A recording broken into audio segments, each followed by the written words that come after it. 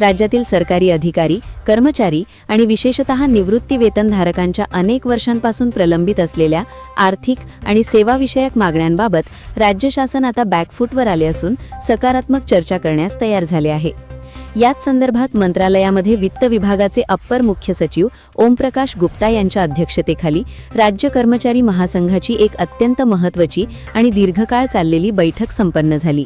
या बैठकीमध्ये केवळ चर्चाच झाली नाही, तर अनेक महत्त्वाच्या मुद्द्यांवर शासनाने तातडीने निर्णय घेण्याचे आणि शासन निर्णय GR निर्गमित करण्याचे स्पष्ट संकेत दिले आहेत। ही राज्यातील लाखो कर्मचाऱ्यांसाठी एक प्रकारे मोठी विजयाची नांदी मानली जात आहे। या बैठकीतील सर्वात कळीचा, जिव्हाळ्याचा आणि वादाचा मुद्दा म्हणजे जुनी पेन्शन योजना। राज्यातील लाखो कर्मचारी 2014 पासून जुनी पेन्शन योजना लागू करण्यासाठी सातत्याने लढा देत आहेत, आंदोलने करत आहेत। 1 मार्च 2024 रोजी अर्थसंकल्पीय अधिवेशनात सरकारने सुधारित पेन्शन योजनेची जी घोषणा केली होती, त्या संदर्भात आता अंतिम अधिसूचना काढण्याचे काम युद्ध पातळीवर सुरू आहे। कर्मचारी महासंघाने या अधिसूचनेत काही महत्त्वाच्या तांत्रिक बाबींचा समावेश करण्याची अट घातली होती, ज्याला या बैठकीत शासनाने तत्वतः मान्यता दिली आहे।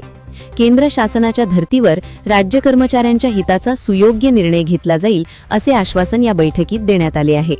जुन्या पेन्शनसोबतच आश्वासित प्रगती योजनेअंतर्गत असलेल्या वेतन श्रेणीची मर्यादा काढण्याबाबतही अतिशय खोलवर चर्चा झाली।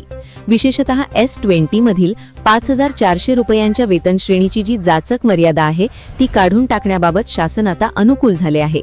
21 फेब्रुवारी 2024च्या शासन निर्णयानुसार पदोन्नतीचा लाभ केवळ 25% पदांना देण्याऐवजी केंद्र सरकार ज्या पद्धतीने आपल्या सर्व पात्र अधिकाऱ्यांना सरसकट दुसरा आणि तिसरा पदोन्नतीचा लाभ देते, तोच पॅटर्न महाराष्ट्रात लागू करावा, ही मागणी प्रशासनाने रास्त मानली आहे। यासाठी येत्या काही दिवसात एक विशेष स्वतंत्र बैठक बोलावली जाणार असून त्यामध्ये पदोन्नतीचा मार्ग मोकळा केला जाईल। या व्यतिरिक्त कर्मचाऱ्यांच्या निवृत्तीच्या वयाबाबतही एक क्रांतिकारी निर्णय होण्याची चिन्हे आहेत। सध्या केंद्र सरकार आणि देशातील इतर 25 राज्यांमध्ये निवृत्तीचे वय 60 वर्ष आहे, परंतु महाराष्ट्रात ते अजूनही 58 वर्ष आहे। हे वय 60 वर्ष करावे, ही मागणी कर्मचाऱ्यांनी रेटून धरली आहे। यावर शासनाने नियमानुसार कायदेशीर कार्यवाही करण्याचे ठोस आश्वासन दिले आहे। जर निवृत्तीचे वय 60 वर्ष झाले तर त्याचा फायदा राज्यातील हजारो अनुभवी कर्मचाऱ्यांना होईल आणि सरकारलाही अनुभवी मनुष्यबळाचा वापर करून घेता येईल। महागाई भत्त्याच्या थकबाकीबाबत बोलायचे झाले तर कर्मचाऱ्यांसाठी ही एक मोठी आर्थिक रसद ठरणार आहे। एप्रिल महिन्याच्या पगारात ही थकबाकी कर्मचाऱ्यांच्या खात्यात जमा करण्याच्या सूचना वित्त विभागाने दिल्या आहेत। तसेच निवृत्तीच्या वेळी मिळणाऱ्या ग्रॅच्युएटीची कमाल मर्यादा सध्या 20 लाख रुपये आहे, ती आता केंद्र सरकारच्या धर्तीवर 25 लाख रुपये करण्याचा प्रस्ताव शासनाने तातडीने मागवला आहे। निवृत्ती वेतन अंशराशीकरण म्हणजेच कम्युटेशनचा कालावधी 15 वरून 12 वर्ष करण्याबाबत सर्वोच्च न्यायालयाने जे निर्देश दिले आहेत, त्याचे पालन करण्याचे आश्वासन शासनाने दिले आहे।